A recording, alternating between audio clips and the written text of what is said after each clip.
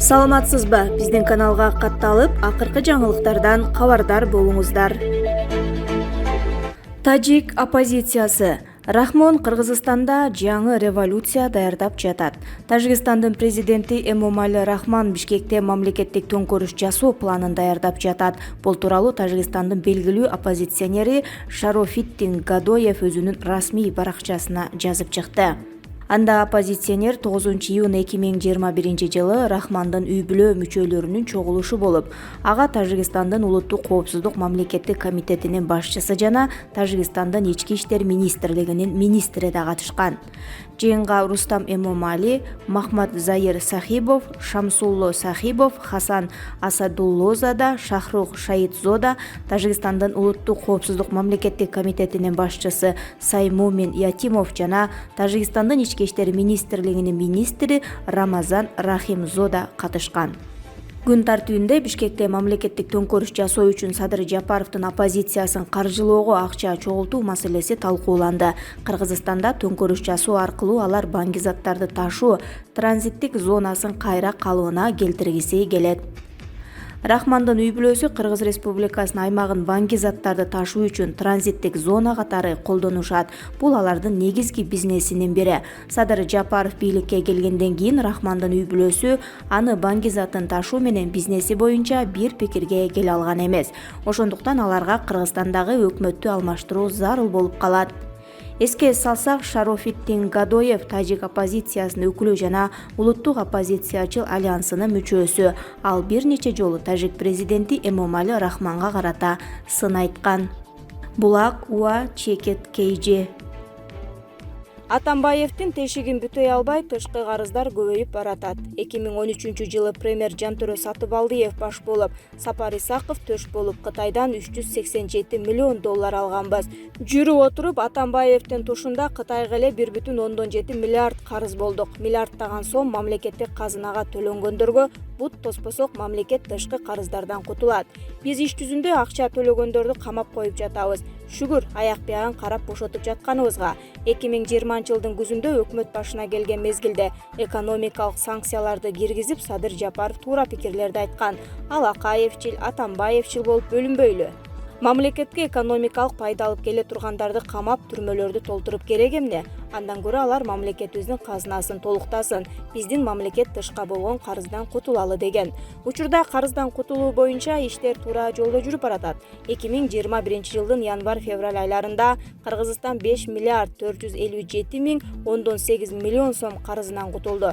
Төлөнгөн каражаттын 3 миллиард 0,149 миллион сому тышкы карызды жана 2 миллиард 408 миң 4 миллион сому ички карызды жабууга жумшалган. Өткөн жылдын аягында мамлекеттик карыздын суммасы 4 миллиард 954 миллион 11 миң долларга же биздин улуттук валюта менен эсептешкенде 420 миллиард 108 миллион 67 миң сомго туура келет. Анын ичинде 85,2% же 4 миллиард 221 миллион 61 миң доллары тышкы карыз, ал эми 14,8% же 732,5 миллион доллары ички карыз. Мындан сырткары өлкө бюджетине январь-февраль айларында мамлекеттик баалуу кагаздарды чыгаруудан 4 миллиард 520 миллион 300 миң сом түшкөнү белгиленди.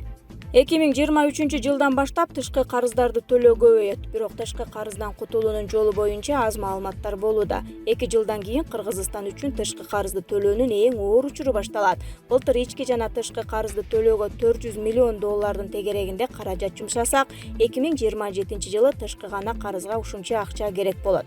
Кыргызстан 2023-2031 жылдар аралыгында мамлекеттик карыздан кутулуу үчүн көбүрөөк төлөп, 2027 жылы эң көп акча төлөнчү жыл. Бул жылдары бюджет кайсы каражат булактары менен толтурулат? Казына бөксөрсө башка социалдык төлөмдөр кармалбайбы? Пенсия жөлөк пулдарды төлөө кыйындайбы?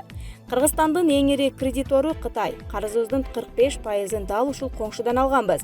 Тагыраак айтканда 3,8 миллиард доллар бересе болсок, анын 1,7 миллиарды Кытайдын акчасы.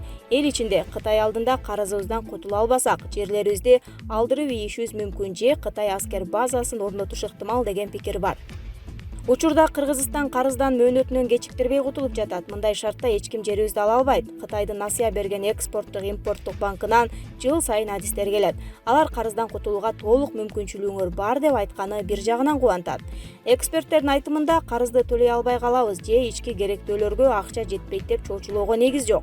2027-жылы төгүлө турган $400 миллион акча деле чоң сумма эмес. Азыр деле биз тышкы карызга мунун тең жарымын төлөп келе жатабыз. Биз 400 миллион төлөөчү учурга чейин 6 жыл бар. Ага чейин экономикабыз алдаганча өсүп калат деген божомолдор айтылууда. Анткени 6 жыл мурдагы абалыбызды көрсөңөр азыркы менен салыштырып болбойт. Андыктан карызды төлөөгө келгенде бюджеттик секторлорго акча калбай калат деген түшүнүк болбошу керек дешет эксперттер. Мындан тышкары ал мамлекеттик карызы ички дүң продукциясынын 250% түзгөн Япония ички карызынан кутулуу үчүн баалуу кагаздарды чыгарганын кошумчалады. Ошол эле учурда кайра күн чыгыш өлкөсүнүн ички карызы жалпы бересесинин 99% түзөрүн эске салды. Ал эми биздин ички карыз 16 гана пайызды түзөт же $722 миллион. Андыктан бул көрсөткүчтөрдү салыштырып болбойт. Сүткө оозун күйгүзгөн айранды үйлөп ичет дегендей элдин алдын ала тынчсызданып жатканы туура. Анткени ар кандай жагдайларга даяр болуп, бир нече сценарий түзүп коюшубуз керек. Бирок азыр анчалык кооптончу абал эмес. Дүйнөлүк банктын кызматкерлери мамлекеттик карыз ички дүң продукциянын 60-70%-нан ашпашы керек деп эсептейт. Бирок бул туруктуу өнүгүү жолундагы өлкөлөргө карата айтылган. А биз жаңыдан өнүгүп келе жаткан өлкө экенибизге карабай, карызыбыз ички дүң продукциянын 65 гана пайызын түзөт. Азыркыдан 2 эсе көп төлөп калчу учурдан көйгөйсүз өтүү үчүн атайын программа иштеп чыгуу керек. Биринчиден, бюджеттин дефицитин жоюп, ал тургай профицитке жеткиришибиз керек.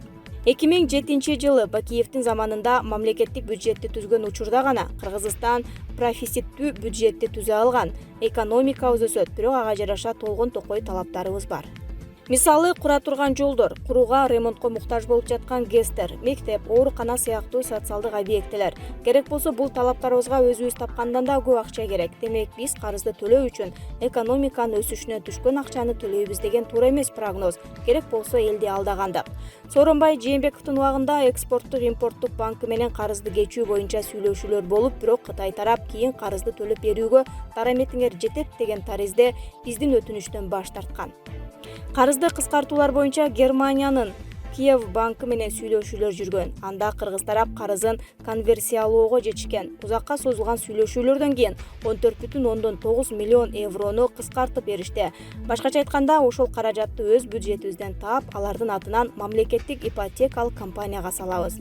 Демек, каражат өлкөнүн ичинде калган. Өкмөт бул каражатты МИКке 3 жыл ичинде ар жылы $5 миллион салууну пландаган. Албетте, бул жакшы кабар. Бирок КФВ банкынан тышкары 20дан ашык эл аралык уюмдардан алганыбызды кайтарып беришибиз керек. Болгондо дагы максималдык төлөмдөр жакынкы жылдарга туура келет.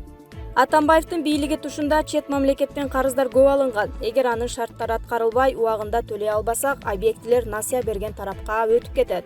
Бул өтө ири объектилер. Мамлекет башчы кыйынчылыктарга карабай каражат таап, насыяларды кечиктирбей төлөөгө ишендирди. Объектилер эч кимге берилбейт деген президенттин мурунку маалымат катчысы Галина Байтерек. Кыргызстандын тышкы карызы Атамбаевдин убагында кескин көбөйүп кеткендиги, ал эми азыр төлөө убактысы келгенде кыйынчылык туулуп жатканы бул факты. Өзгөчө Кытайдын экспорттук, импорттук банкынан алынган кредиттердин шарттары боюнча талаш жаралчу болсо, чечүү маселеси арбитраждык жактан кандай каралары чындыгында өтө кооптуу.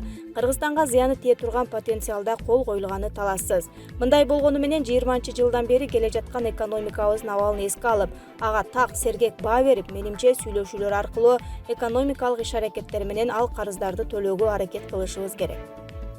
Азыр бизде жетекчилик тараптан да, эл тараптан да төлөй албай калабызбы деген сыяктуу коркуу, дүрбөлөңгө түшүү туура эмес, конструктивдүү эмес, четтен күнөөлөрдү издеп, коркунучтарды издеп тургандан көрө реалдуу, алгылыктуу маселе чечүүнүн жолдорун издешибиз шарт. Арине, кылгылыкты кылышып, кылчып менен буушуп, кыргыз элин карызга батырган Сапар Исаков, Жантөрө Сатыбалдиев, Албек Ибраимовдор тиешелүү жазаларын тартпай, кожоюну Атамбаев камалып жатса, булар безеленип качып жүрүшөт. Назар Ньюс KG, Азизбек Келдебеков.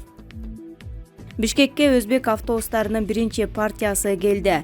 Бишкекке өзбек автобустарынын биринчи партиясы келди. Алар шаардыктарды тейлейт. Мэрдин милдетин аткаруучу Бактыбек Кудайбергеновдун айтымында жалпы 50 автобустун келүүсү күтүлүүдө. Алар бизге өзбек өндүрүшүндө Isuzu маркасындагы 21 автобус келди. Калган 29-у бир жуманын ичинде келет. Кудайбергенов бул автобустар ыңгайлуу жана заманбап экенин белгиледи.